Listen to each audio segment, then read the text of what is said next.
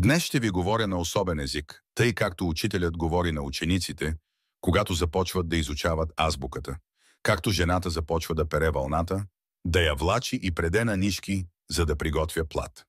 Днес ще нарека беседата си хигиена на човешката душа. Вие сте слушали много проповедници. Яков казва: който не греши в слово, той е съвършен мъж, възможен да обуздае всичкото тяло. Тялото е вашият капитал, то е същественото. И затова аз ще почна от това, което виждате. Вие много малко внимание обръщате на вашата душа, но тялото е една обширна градина, в която работи Божествения дух. Движението осигурява кръвта за поливане на Божествената градина. Домакинята се познава по поддържането на къщата. Вие не сте дошли да градите къщи, а да ги уреждате. Той учение вие ще го приложите и към себе си. Вие търсите щастието и не можете да го намерите. Но ако ви лиша от храна, вода и въздух, тогава ще го разберете. Вашето щастие се гради върху храната, водата и въздуха. Храната е свързана с яденето и тялото. Водата е свързана с пиенето и сърцето, въздухът с дишането и ума. Необходимо е да имате страдания, за да работите. Който се отказва от работа, Бог му дава да се труди. Ако се отказва и от труда, идва страдание. Ако се отказва от страданията, идва мъчение. За да можете да работите, се изисква да имате изкуство, талант. Само великите художници могат да работят. Работата е за учените. Да переш и да удумваш е труд. Вие сте напуснали работата, която Бог ви е дал, и сега се трудите. В труда, страданията и мъченията няма щастие. Страданието е един костелив орех.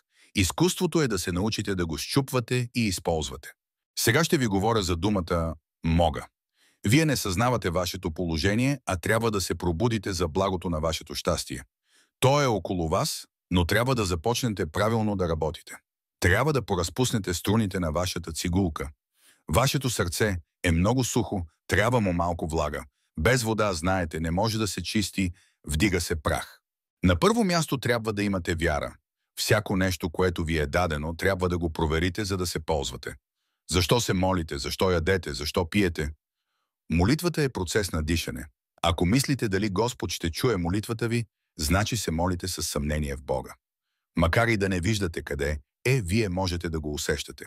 Във всяко желание и мисъл има три неща – ширина, дълбочина и височина. Който има дълбочина, шум не вдига.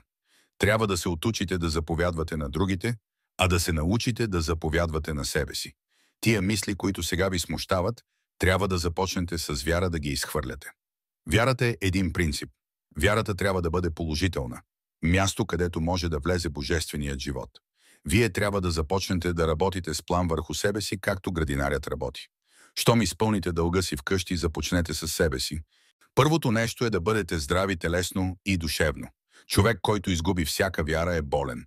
Както децата често пъти режат с ножиците и развалят, има и такива писатели и проповедници, които развалят със своите ножици. Те са прочути развалячи. Затова трябва да напуснете тия учители, които развалят. Яви ли се във вас една лоша мисъл, която иска да реже със своя нож и да разваля, изхвърлете я навън. Или някой иска да бие барабан, кажете му, че не може. Вашите мисли са живи, те като деца играят във вас и около вас. Влезе ви някоя мисъл в главата и ви смути, например, казали нещо за вас. Мислите могат да ви разтревожат и да ви владеят. Не, вие трябва да ги учите. Лъжливият учител е дяволът, води ви и ви учи, докато останете с скъсани дрехи. Тогава ви напуща и вие отивате при Господа с скъсаните си дрехи, но Той няма да ви приеме, а ще ви изпъди. Обаче, ако е останало едно житно зърно, има надежда да се поправите след 12 години. Една благородна мисъл, ако я култивирате, ще ви направи след 12 години най-благородната жена. Вие постоянно се демагнетизирате, гневите се, тревожите се. Така в нервната ви система става размътване до дъно, пукване и изтичане. Щом сте индиферентни, вашата магнетична сила е намалена. Когато сте здрави, можете да чувствате състоянието на другите. Сърцето може да загуби магнетичната си сила. Не носете мъжа си, децата си и другите, както вълкът носи лисицата. Вие често носите здрави хора на гърба си. Когато правите услуга на здрави хора, вие ги учите на леност. Всички жени Бог ги прати да работят, а вие трошите камъни.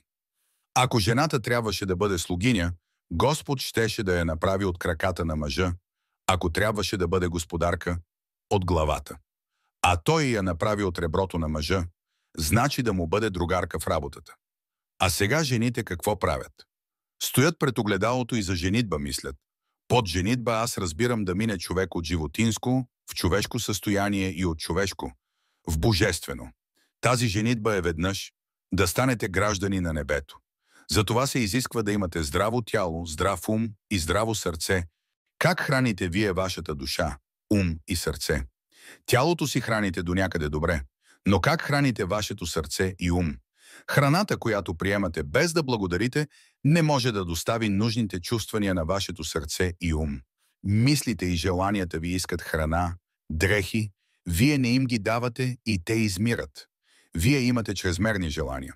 Стремете се да имате съществени мисли, които да не са в разрез с околните. Човек, който работи много енергия губи, следователно трябва да пестите вашата енергия. Трябва да имате непоколебима вяра в Бога, че Той е промислил за всичко. Бог се грижи и за най-малките червейчета.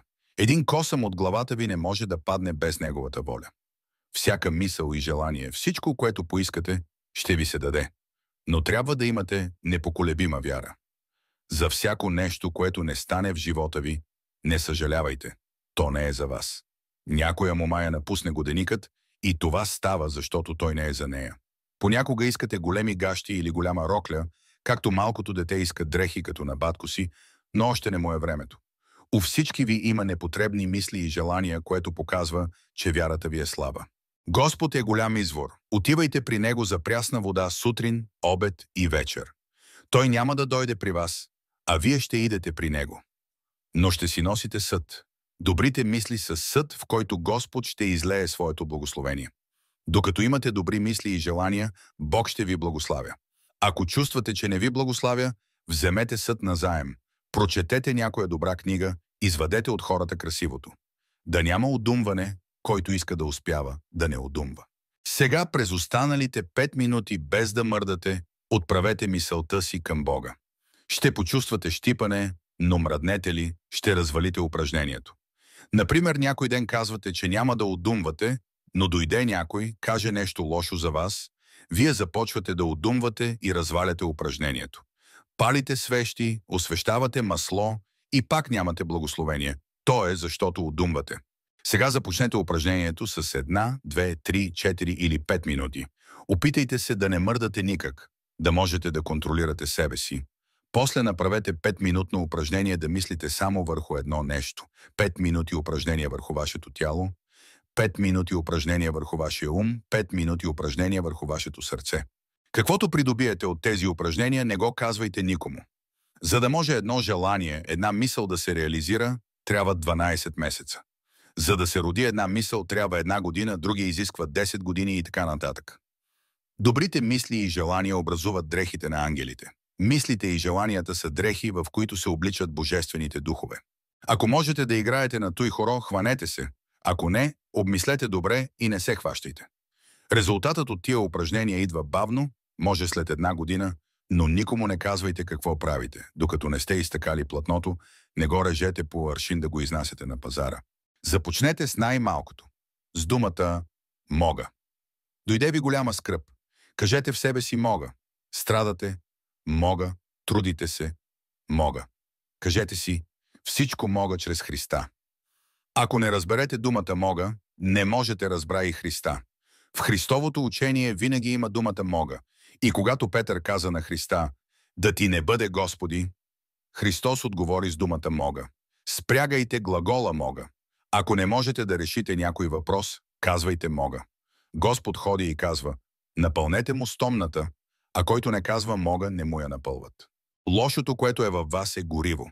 Лошите мисли, които ви идват, са импулс във вашето развитие, ако ги победите. Дойде ли ви лоша мисъл, поискайте и място от Господа. Не казвайте нищо, не удумвайте, мълчете. В начало ще усетите неприятност, но после тя ще изгори и ще получите енергия. Дойде ли ви болест, не бойте се. Това е малко масаж, това е благословение. Да сме разумни означава да бъдем съвършени в Словото. Хората плачат, нещастни са, но аз казвам, че това е благословение, защото хората работят, а аз се радвам и благодаря на Бога. 101 милиона ангели работят на земята и помагат. Сега става чистене и в тия времена трябва да сте бодри и весели. По-славни времена не е имало. Сега хората си поливат градините. Днешната религия не трябва да е като старата. Веднъж един беден религиозен човек минал под отворения прозорец на богаташка къща, видял оставена на перваза кесия с пари и я взел, мислейки, че му е дар от Бога. През следващите дни обаче при всяка молитва кесията се изправяла пред него и той не можел да се моли. Най-после я върнал. И вие сте задигнали кесията на някой богат, за това нещо ви стяга. Когато удумвате, това е кражба на кесия. Върнете кесията, за да ви се чуе молитвата. Не мислете лошо за никого. Дойде ли ви такава мисъл, навън я изхвърлете. Мълчете отвън, а работете отвътре. За да се реализира всяко желание, си има срок. Трябва да чакате. Може да мине 1, 2, 10 години. Не бързайте. Когато искате бързо да се реализира желанието ви, Господ ще ви прати при корените на дървото. Ще ви даде лош мъж или жена. И всички ваши сегашни нещастия са от миналия ви живот. Имали сте лоши мисли и желания. Трябва да бъдете здрави по тяло. Щом позатластеете, радвате се, но това не е здраве. Трябва да имате здрави мускули, да бъдете кротки, смирени. Не разбирам да бъдете отпуснати, а да бъдете активни. Например, някоя ваша сестра е обременена. Предайте й вяра, насърчете я, а не плачете заедно с нея, защото и двамата ще загубите вярата си. Или някой умрял. Не е умрял, само къщата му е съборена и след години ще се създаде пак. Същността на човека е в добрите качества на неговата душа. Смъртта е прецеждане на водата, преминаване на живота от един пласт в друг и излизане на повърхността като добър чучур. Трябва да преминете през този свят, през материята, за да се прецедите. Сега, тук вие слушате всичко това, но светът ще ви разколебае. Обаче вие кажете «Мога». Ще вземете Псалм 119 и всеки ден ще учите наизуст една част от него с думата «Мога». За 22 дена трябва да го научите. Всеки ден, преди да почнете да учите, ще си измивате ръцете и краката и ще казвате «Ще бъдем като краката добри, търпеливи и послушни». Ако човешкото сърце беше добро като краката, хората щяха да бъдат светии. А когато мием ръцете, ще казваме «Ще сме послушни, добри и справедливи като ръцете». Умът ви трябва да бъде готов да работи като ръцете. Колко е добър Господ, че ни е дал ръце и крака, които да ни учат как да работим. Съединете се с Господа и с всички хора и всичко ще бъде осъществимо за вас. Трябва да сте търпеливи и услужливи като краката и справедливи като ръцете. Трябва да владеете тялото си и да настане една хармония между вас. Ако за 1 година можете да се нагласите, ще бъде добре. Трябва да бъдете свободни като птиците, търпеливи като млекопитаещите, мъжествени като лъва и разумни като човека. Започнете да прилагате думата «Мога». Ако е за добро, тя е като ключ, но ако я употребявате за лошо, няма да ви послужи. Употребете я за повдигането на човечеството, за просвета на ума и сърцето, но не за лошо. За 1 година трябва да научите да разбирате думата «Мога». Частичката «не», първата сричка от думата «не мога», трябва да я сложите на опашката. Разтревожени ли сте, кажете «Мога», за да се измени вашето настроение. А частичката «не» нека стои, оставете я на почивка. Когато изучите псалма, някои от вас ще имат резултат 1 или 2, други ще имат резултат от 3 до 10, различно. И едно да е резултатът, пак е благословение.